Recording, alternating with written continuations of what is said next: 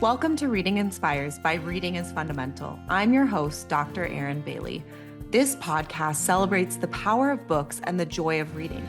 In each episode, we talk with educators, librarians, families, authors, and literacy champions to explore one big question: what does reading inspire for you? Through stories, research, and real-world experiences from classrooms, libraries, and homes, we explore what literacy looks like and why it matters. Whether you're nurturing young readers, shaping learning spaces, or simply love a good book, we're glad you're here. Be sure to subscribe to get the latest episode. Let's get inspired.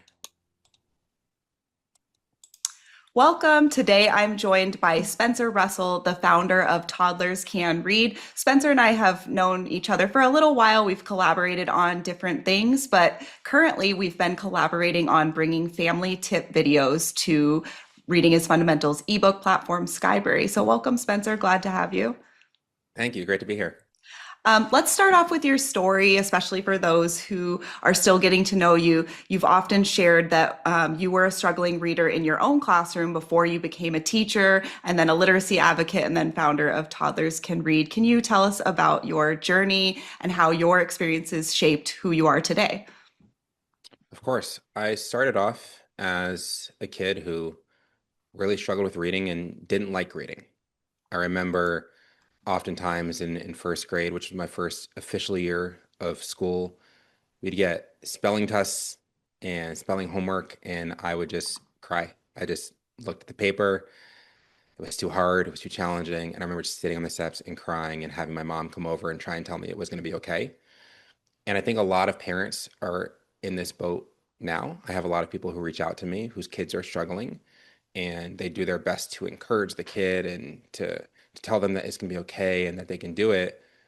But ultimately, when you're a kid who struggles, the best way to get out of that situation is to actually improve your reading ability, improve your spelling ability. There's no amount of pep talk that's going to cover up the fact that you don't have the skill that you need to continue. So I struggled with reading growing up. Ultimately, I went to a really good high school. I went to a really good college, I think in large part because of my family and the support that they gave me.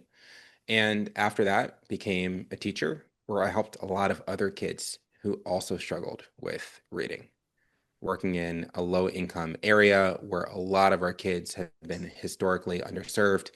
It was something where the kids would come into kindergarten, the year that many people think like reading starts, but they're already several levels behind in their literacy, from not knowing letter names or basic letter sounds to even concepts of print, where to start on the page or how pages turn and those sorts of things. We really had to start at the beginning with a lot of the kids.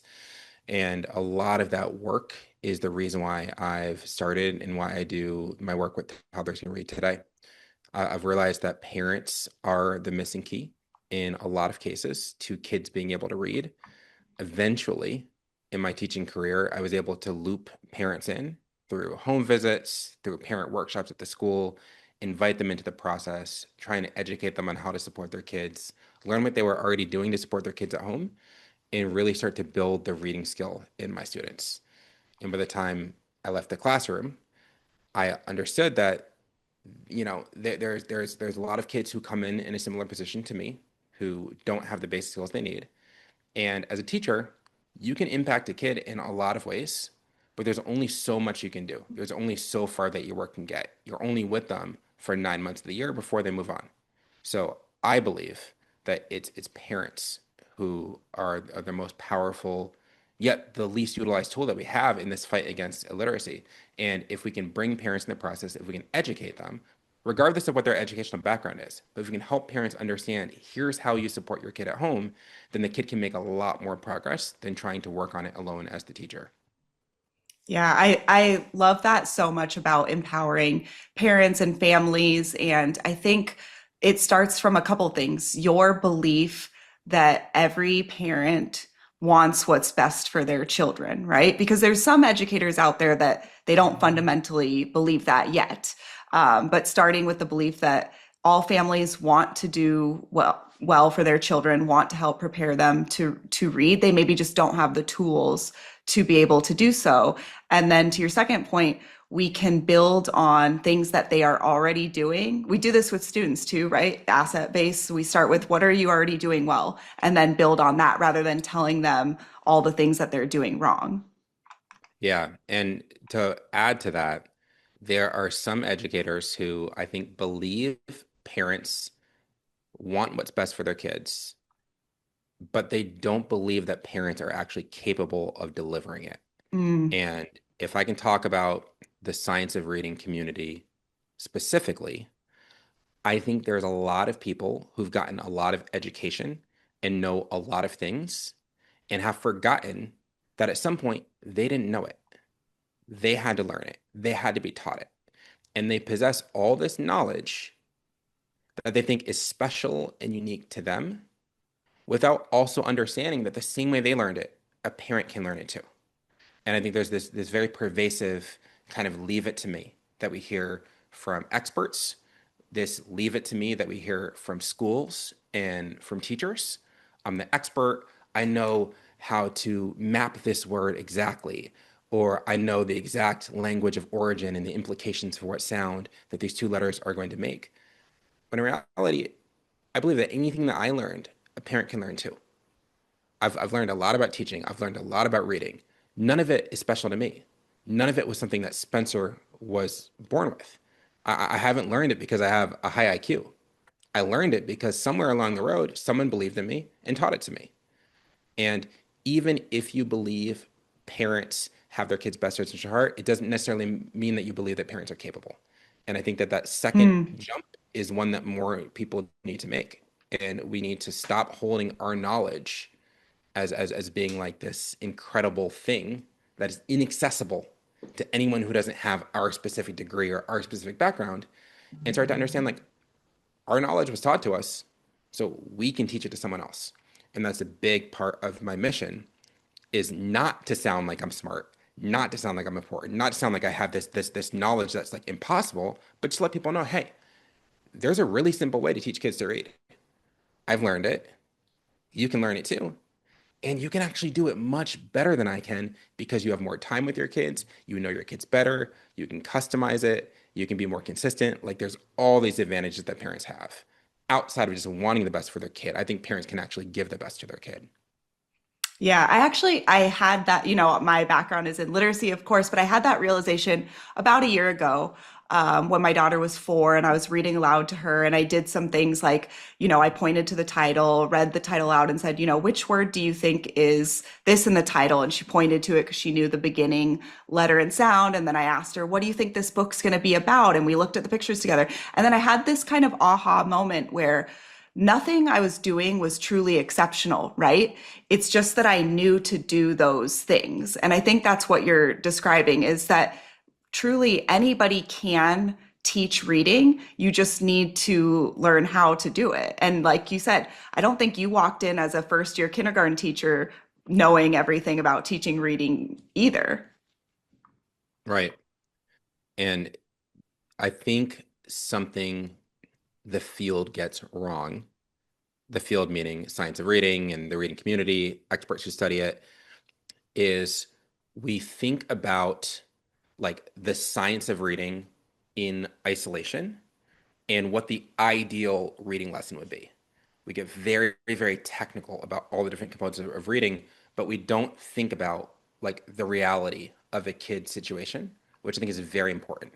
And there's an entire other field just dedicated to the science of learning, Mm-hmm. how people learn. And if you look at like learning science and common sense, you have all of these important, well-established principles like spacing. Like we need to space out lessons over time. We have repetitions and we need to repeat and repeat and repeat. We have chunking and we can learn things better in groups. There's all these principles that are different from the exact scope and sequence of a reading curriculum or the phonological awareness ladder. Like those things exist, but so does the way like kids' brains learn best. And you have to put the two things together. You can't build an ideal program, some idealistic, this is this pie in the sky ideal of everything we know about learning, without also looking at the practical side of things and what's actually happening. And what I mean by that is parents can work with their kids 5 minutes a day, 7 days a week if they want to. If they want to take a day or two off, they can do 5 or 6 days a week.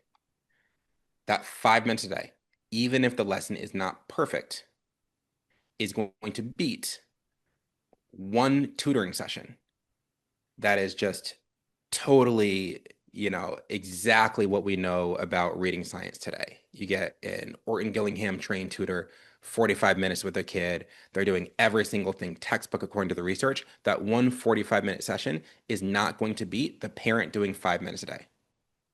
It won't. As long as this lesson from the parent is decent, not even perfect, it's just decent. We're going over some letter sounds, we're combining them together. That is going to win every day of the week.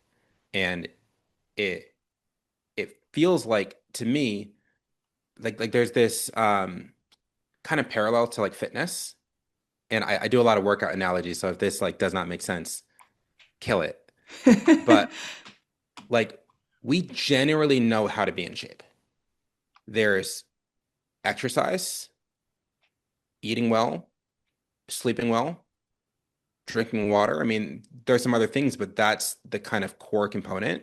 You want to eat good foods, don't eat too much, work out, get good sleep. That's it. That's 90% of what you need to do. But there's, this entire scientific field related to each of those aspects, related to sleep, related to nutrition, related to exercise. And you can go down a rabbit hole, and I have on each of these things. It says the optimal temperature to sleep at is 67 degrees for this many hours at this thing. And then when you wake up, you need to get this vitamin D supplement. It needs to be in oil form and not in pill form. And then you need to do this and this and this and this and this. And you can execute a perfect day, right? And like do everything exactly as it needs to get. But if that's like one day a week, 2 days a week, it's here and there, that's never going to beat the person who's just doing the basics. They're getting a good amount of sleep. They're going to the gym. The workout might not be perfect. They're eating well. It might not be perfect, right? Like it is the same to me. And so we need to consider not just what is like technically correct in the world of reading or any other world, but what's actually going to move the needle the most outside of some, carefully designed study. What's actually going to move the needle? I think it's the basics. It's helping parents understand, like you said, when you read, point to the words as you go so your kids start to understand. As you start to read a book, maybe you stop flipping and you start coaching them on how to flip the pages. Once they're ready to recognize letters, teach them the sounds those letters make and slowly start touching them together. I think that's going to get us further than a lot of what is being kind of designed and pushed out to people today, which I think focuses a lot on being technically perfect, but doesn't really hold up in reality. Yeah, I mean, I appreciate the analogy, and I think it's spot on. And I hope for families who are listening, they're catching on that it doesn't have to be perfect. Your 5 minutes of dedicated imperfection are going to be better, than a highly skilled tutor, and more sustainable, I think, is your main point. Totally.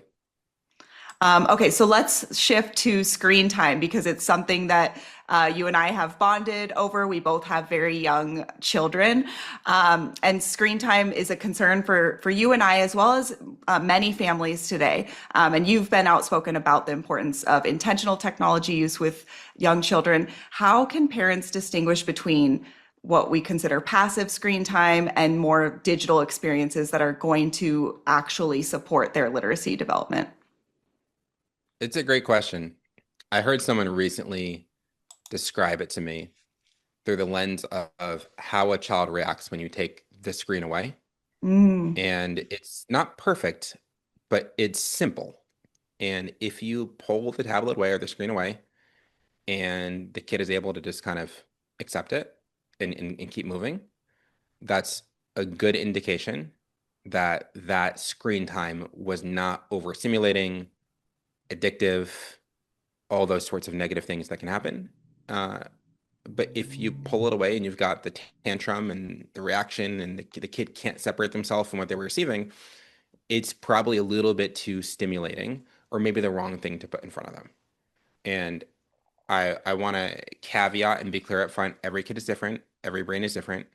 I get that. And at the same time, most screen time is bad for kids. There's certain ages where kids shouldn't be watching any screens at all, based on what we know their brain is doing and developing during those periods. And I think people know because I can get very technical about like what's good and what's bad, what's educational, what's not. But I do think in our hearts of heart, most people know when the kid is watching or doing or engaging with something that is not good for them. We see how they react to the screen. We see how they react when it's taken away. We see how often they ask for it and they crave it and they have that relationship with it. Not dissimilar from us with our phones. And we know that, but it can be uncomfortable to name that because Hmm. that screen time buys us time. Yeah. It keeps our kids quiet. It resolves the tantrum. And I am of the mindset after working with many other people's young kids, after having my own young kids, after coaching lots of parents with young kids, hearing hundreds, if not thousands, of stories about people with their kids and screens, that generally less screen time is better. If you are going to put screens in front of your kid, you want to vet it yourself and know how fast the scenes are switching, or what that content is, or what the stimulation mechanisms are, or why it was designed. Is it designed to keep your kid watching as long as possible, or is it designed to teach them? That's not always the same thing. Um, and then, even then, to closely monitor and have a feedback loop and mechanism that says, okay, I tried this with my kid. Here was the reaction. I think it's great. I'm going to keep going. Or I think it wasn't great. I'm going to cut back.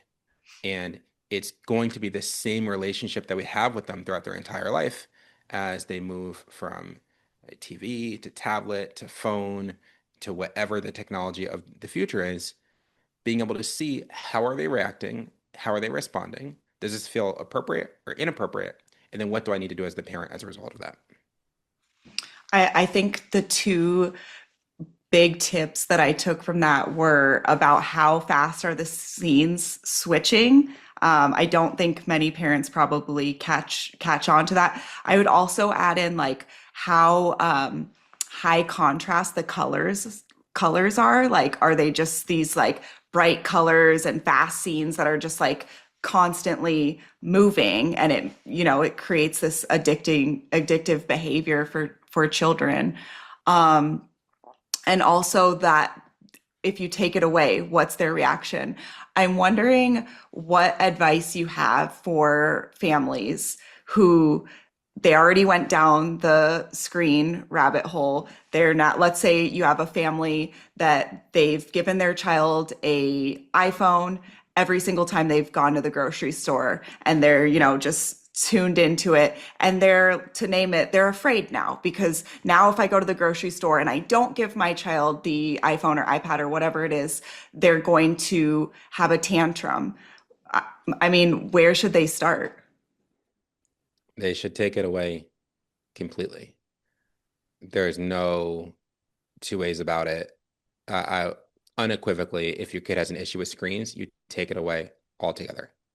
They have an addiction, you kill the addiction. That's it. It will be brutal at first, but like I've said before, and I will say again, the bigger the meltdown when you take the screens away, the more necessary it was. Mm-hmm. If you take the screen away and the kid has a big reaction, that means that you did the right thing. Your kid had a problem, they had a connection, and people will push me on this, they'll fight me on this, but the reality is that people who fight back the hardest are the people who are most addicted themselves. They have their own issue with screens, their computer, their phone, with Netflix. And it's very hard for someone with an addiction to see that their kid has one too. Mm-hmm. You probably both have it. And solving your own would be a great first step. Solving your kids is easier. You take it away completely. You set very clear guidelines about things that they can do with their time. You let them know if there's going to be a reintroductory period, that every time they ask for it, every time they complain about it, every time they cry about it, it just pushes that reintroduction back further. You're not getting it sooner because of that. You're getting it later. You are showing me that you're not ready for it because you keep asking, so it's not coming. And what you can expect, just like with an addiction, is the behavior is going to get worse. They're going to be irritable. They're going to Mhm. be cranky. They're going to cry. They're going to want it. It's going to be tough to go to restaurants. Maybe you go to restaurants and you have to leave those restaurants. Maybe you go to the store and you've got to leave the store. Ultimately, these are small drops in the bucket of what's going to be a very, very long life for your kid. And your job right now is not to look like an awesome parent. It's not for people in the grocery store to look at you and think you have everything together. Your job is to help raise a child who's confident, who's stable, who's secure, who's set up for life beyond you. And I think a lot of people go for quick wins. They go for easy wins. They say, okay, how do I get out of this situation right now? Right now, I give my kid the phone, they'll be quiet. As the parent, we need to think beyond right now. We need to think about 18 years from now. What's going to happen when my kid is 22, they're out of college, they're living on their own? Do I want them addicted to the phone like I am? Or do I want them to be able to read a book, to look at the world around them, to pick up a hobby, to play a sport? Like, what do I want my kid to be able to do? And ultimately, technology runs in the face of a lot of those things. So I'd say take it away. It sounds scary. Again, I've talked to a lot of parents. I have the advantage and benefit of talking to a lot of people online. When I post content about screen time, people message me. What I hear time and time again is within a week, the kid forgot about it. 7 days. I don't think I've ever had someone say this took longer than 7 days when they cut it out all the way. So kill it. Yeah. Be ready for a long week, you know, not too different from potty training. Take that diaper away. You got to be on. You got to be ready. Cancel your meetings. Your kids gonna be peeing around the house, you know. But but but you're ready for that week. You're ready for it because you know if you go all in at the end of that week, this kid's peeing in the toilet. And it's like it's very similar with screens. Get ready for that week. Go all in. Be ready with some activities, some toys, some games, whatever it is. Have your scripts, your things ready, what to say. And by the end of the week, your kid should stop asking for it. And you can choose whether you want to reintroduce it in an appropriate way at specific times of day under specific circumstances, or if you want to keep it out altogether until a different age. Yeah, I mean, you're speaking to my soul. I also just potty trained my middle son. So we did the same thing. You just take that diaper away. But I think in psychology, there's a term for what you're describing. It's called extinction method. And it's just like it sounds, extinction, right? You take it away and it's gone. What actually makes it worse is if you stagger it so that it's some days you have it and some days you don't. It's going to take longer that way. Yeah. And again, I think we know this, but to your question, it's fear. It's being afraid of what's going to happen when we know that that thing is best. And ultimately, when you choose to become a parent, you're choosing to do and take on one of the hardest jobs there is. You literally have someone else's life who is under your responsibility and under your care. And there's going to be things that are hard. There's going to be things that are uncomfortable. There's going to be things that make you a little bit afraid. It doesn't mean that they're wrong. It just means it's something for you to think about, to make a plan, and to work through. Okay, so that brings us to Skybrary, which I mentioned from the beginning is Reading as Fundamentals ebook platform. It is designed to just be that very high quality books that you can read on a tablet or a device. So you've chosen to partner with us on this, even though you are very cautious about children's apps in general. So to you, what made Skybrary different and why was it worth recommending it to families? Well, I think it's different because it is predominantly a book platform designed to give parents and kids access to more books.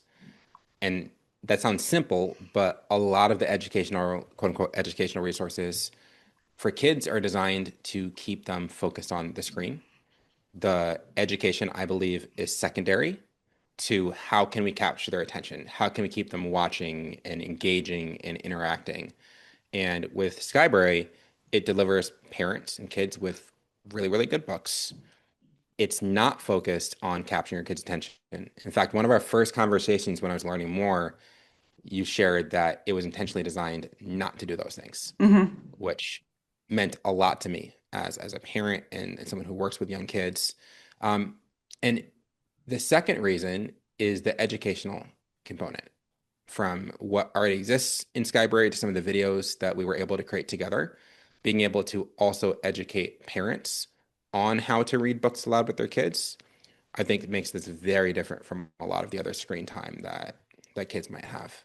Yeah, absolutely. And to your point, it's considered a child-centered app, which, in the technology or app world, that means exactly what you're describing. It's not meant to be addicting, and it's not meant to be something that you do for a long period of time.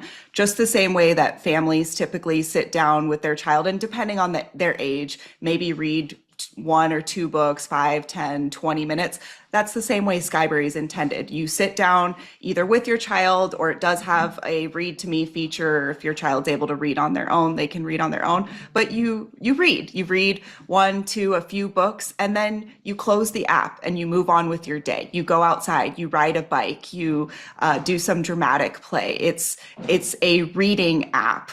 Not something that's meant to capture your attention and keep going and going. It's not gamified in any way.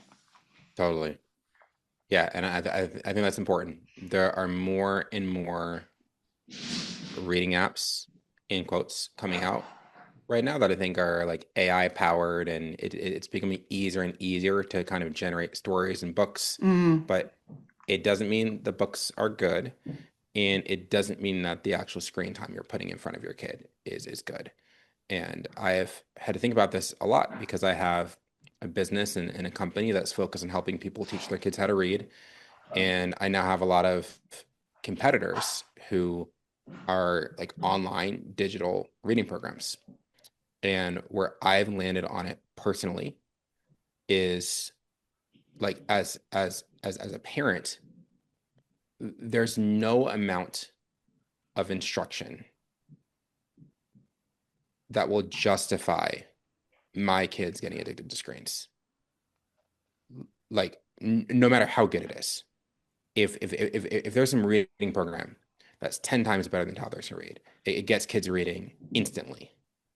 And my 19-month-old now, once as I start working with him, I I put him on it and he learns to read, but he's just like glued to the screen.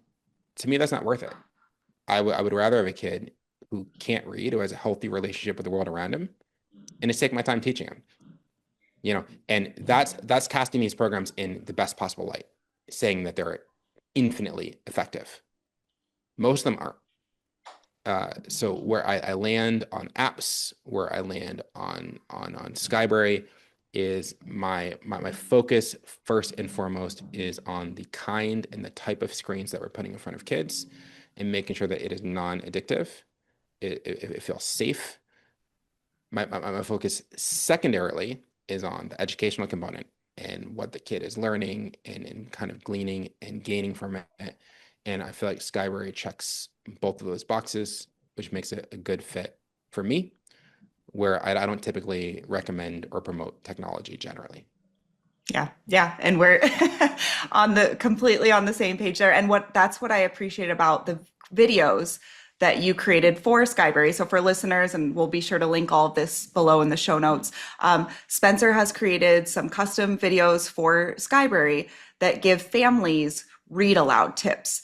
So what's unique about it is the family, the parent is the essential component in here.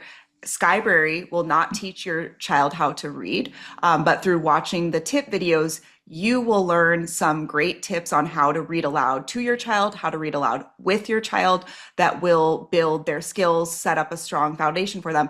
And you can use these tips not just on Skyberry, which is a book platform, but you can use them with physical books as well. There's just great tips that span both print books and digital books. I appreciate that you like them. That's very kind. We really tried to make them simple, straightforward, quick, not me talking for long periods of time like I'm doing on this podcast, but just really quick tips for people to listen to. Um, because reading to your kid isn't always intuitive and it's not something everyone is comfortable with. As more and more research is coming out, we have a lot of people who are not interested in reading to their kids or who want to Mhm. but don't feel confident doing it. So if some of these tips or strategies, even how to kind of voice the characters and kind of get into the emotion while you read, can be helpful for people, then I love that. Yeah. And the great thing is, you don't have to use every tip every time or with every book. So I mentioned a few things that I did when my daughter was younger. I would read the title, I'd point to the words, I'd ask her, this book is called Owl Babies. Which word do you think is babies on the page? Oh, it must be that one because that one starts with a babies. You don't need to do that every single time. It's a tip you can do. I might flip through some of the pages and say, what do you think is going to happen in this story? And model, I think this is going to happen because of this picture right here. And that's making me think about that. They're great tips. You don't have to use them all every single time. And I think it goes back to, if you have a steady diet of good sleep, good exercise, eating healthy, you're going to get in the shape that you want to be in, but you may not Yep. do every single thing perfect every single day. Yeah, totally. And trying to do everything perfect every day is often where a lot of people lose because they feel hopeless, like they can't do it, like it's too much and it's overwhelming. And with reading to your kid, there's no trophy for who does it the best. There's no award for doing it perfectly. You're really trying to create a consistent routine. Do it for a little bit every day. Ideally, you're starting to create like a kind of a time where your kid just expects this is the read aloud time. This is what we do. And then work in those tips as they feel appropriate. Knowing, to your point, you don't have to do them all. But if there's something that can make the experience easier or better or more fun, then hopefully you've got a little bit of guidance on how to do that. Yeah, I love that. So looking ahead, what excites you the most? Whether it's new resources that you're developing with Toddlers Can Read, or this collaboration with Skyberry, or just the broader movement, which I see a lot about families feeling empowered to play a strong role in their child's education. And what are you excited about? What do you feel the most optimistic about in the future? Well, I am excited about this movement. I think there's several movements. There's a movement towards earlier reading and earlier education, which I think was very taboo in 2021 when Toddlers Can Read started, but is becoming a larger part of the conversation today. And parents are seeing that you don't have to choose between reading and play. You can do both. Mm-hmm. You can do it from a really young age. And if you do, you can have kids who enter school, enter kindergarten, really confident in themselves and their reading ability. There's, I think, another movement that is parents who are being more conscious about the screens that they put in front of their kids, who aren't just accepting, I think, the traditional narrative of parenting is tough. So let's throw our hands up. Let's stop there. You know, I think it's like this social media idea of like parenting is tough, so let's have a glass of wine, which just means like this is hard, so let's give up. We're doing our best. And to me, that's not okay. Like when you choose to have a kid, you took on a really hard job, and so it's going to require a lot of you. And that means sometimes cutting out the screens. It means sometimes doing a little bit of education to learn how to do something better. It means sometimes being critical of yourself and thinking of ways to improve because that's what your kid deserves. And I think we're seeing less of that original narrative of like, this is hard. So, like, we're doing the best we can. It's all we can do. And more of like, this is tough. So let's educate ourselves. Let's try. Let's figure out how to tackle this challenge appropriately. And I am also excited about some of the resources that will be available to parents, whether it's Skyberry, which I think will be incredible. I am working with another company who is coming out with a tablet that's like a writing tablet for kids. So it's the focus is going to be on reading and handwriting and like interacting in the same way you would with like a pencil Mm. and paper. But with the tablet, I have one myself, um, as an adult where I take my notes. But I think that's a different kind of screen time for kids Mhm. that's appropriate. And also, we have a ton of new resources coming for Toddlers Can Read. I've been kind of heads down all summer working on our scope and sequence, how we group some of the advanced sounds, how we tie the sight words to them, the simplest and kind of best way to break it down for parents so it feels approachable. And that work can be challenging and technical, and it's not always my favorite work to do. But I think the final products that parents see are going to feel just really reassuring and really comprehensive. And for people, whether they're homeschooling and it's all on them, or they're supplementing what their kid is getting at school, I think it's going to help them feel a lot more confident with actually teaching their kids to read, especially once they get to the fluency stage and this kind of advanced reading rule phase where it can feel complicated. I'm hoping for them that it feels pretty easy. Yeah. Oh, that's exciting. I'm going to have to check those out myself. I love just your mentality of, the embrace the grind. I was smiling a little bit because my husband shared with me the other day when he picked up our daughter from summer camp. One of the counselors was kind of wiping his brow and saying, "Oh, that was a tough day." And he just went up and shook his hand and said, "Nobody said it was going to be easy." So I feel like that's what you're Love sharing that. with families too, is that it is tough. I mean, what everyone always tells me, and I'm sure you hear this all the time too, because you have very young children, is, "Oh, you're in the thick of it." And it's true, but you didn't sign up to be a parent because it was always going to be easy. You did it knowing that it was going to be challenging, and because you feel that you have the ability to raise good humans who are ultimately going to make our society and our world a better place. That's the hope, at least. And nobody said it was going to be easy. I totally agree. And I don't want to sound insensitive or like not empathetic because I'm a parent too, and I get it. And I've got two boys, and I'm not immune to the challenges of parenting. But you don't sign up for a marathon and then complain at mile 17. Like mile 17 is gonna suck. It's gonna be hard.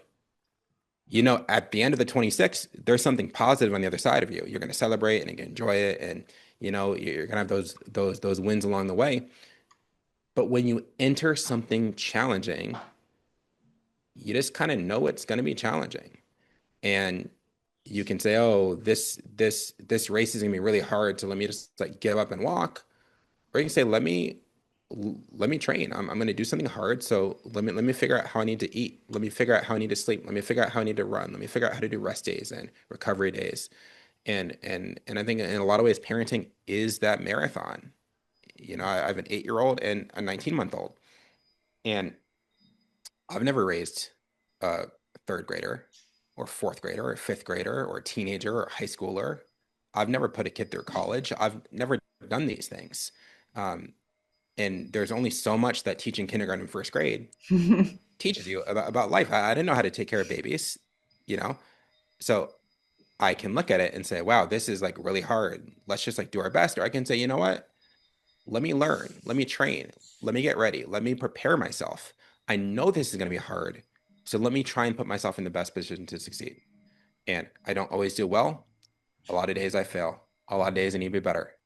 Recently, I think I mean yesterday, I was in the car reflecting on how I've not been as present with my 8-year-old as I wanted to be this summer. And I just thought about it. You know what? Like, I really need to cut off work, not just like stop working, but mentally Mm. end work and just be with him. And that's not fun to realize. I don't sit there feeling good and like feeling proud of myself. It kind of sucks.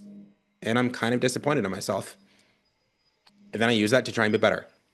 And I think that's the key. And it's nobody said parenting was easy, just like nobody said that the marathon was easy.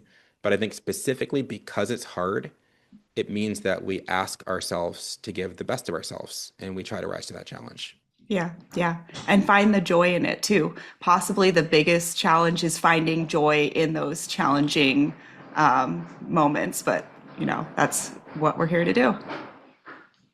Totally agree. So I always end by asking, what does reading inspire for you? I've mixed it up a little bit lately, so you can either answer that question, what does reading inspire for you, or who inspired you to love reading?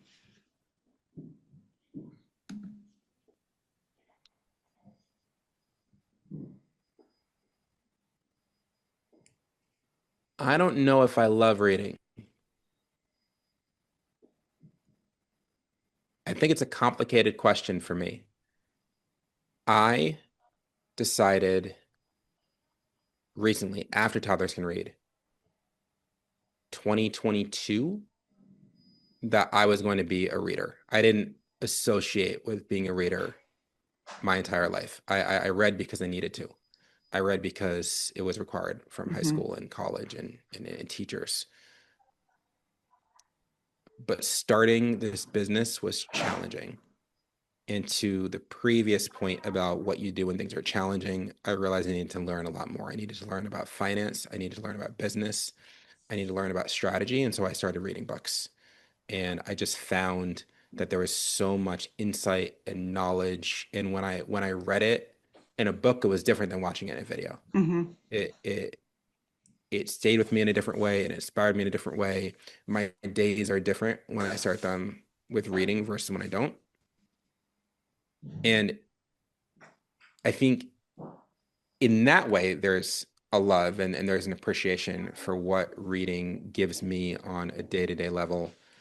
Um, but to be honest, I don't think I've ever gotten over my initial feelings about reading, of not feeling very confident, of not feeling very good. I'm still, I think I'm a much slower reader than everyone in my family, than my wife. I think I'm actually a slower reader than my 8-year-old is. He's pretty quick um, because he learned early. So there's also still a little bit of a struggle with reading and picking books up and just feeling like why am I still in this chapter? Yeah. I should be past this.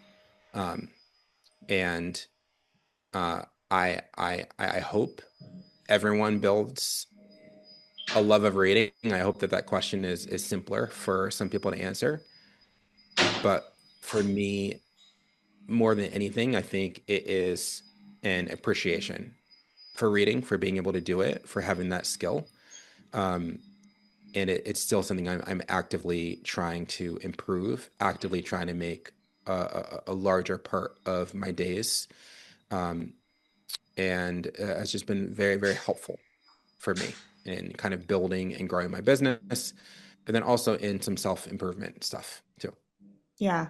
I mean, personally, because I've listened to everybody who comes on the show respond to that question, and it is the most challenging question for everyone. But I appreciate your honesty and complexity and thoughtfulness in your response, because most people who come on the show are reading enthusiasts who love reading, who are going to say, I love it because it takes me places and it makes me a better person. It helps me build empathy. And all of those are very valid responses that are helpful to, support my mission around the joy of reading.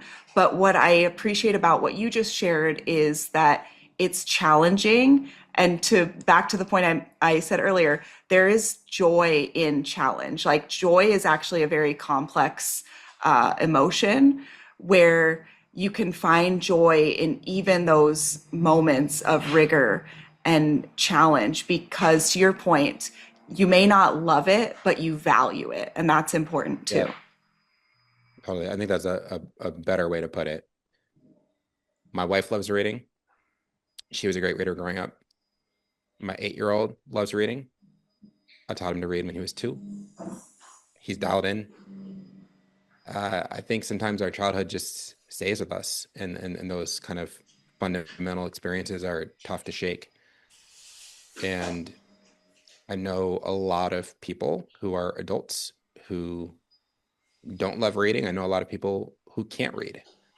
And the goal, if you're one of those people listening, or you've struggled with reading growing up is maybe you're not going to love reading. Maybe you're going to kind of deal with this for the rest of your life, but you can come to appreciate it and value it, and it can still play a role in your life. And I think more importantly, you can help your child love it. You can create a different experience with your kid than the one that you had if you start early, or if you put the right resources in front of them, or if you help build the skill in the right way. And I say right loosely because it doesn't need to be perfect. But for me, I am more proud of having helped my son learn to read and love reading than I am of me kind of building this habit in adulthood. I love that I have the habit. I appreciate what it's done for me, but it's amazing that I've helped someone else to build what I anticipate being a lifelong love of reading. Yeah, yeah. I think my dad would actually say something similar, that his joy of reading came from helping my brothers and I learn to read and learn to love reading. So thank you for sharing that, Spencer, and thank you for all that you do for families every single day. Thank you. I appreciate it. Yeah. All right. Thank you all. If something that you heard today resonated with you in a particular way or made you think of somebody that you think would benefit from listening to this episode, please share it with them, and we'll see you next time. Thank you for listening to Reading Inspires by Reading is Fundamental. I hope today's conversation sparked new ideas, meaningful connections, and a renewed love of reading. If you enjoyed this episode, be sure to subscribe, share it with a fellow literacy champion, and join us next time as we continue exploring what reading inspires.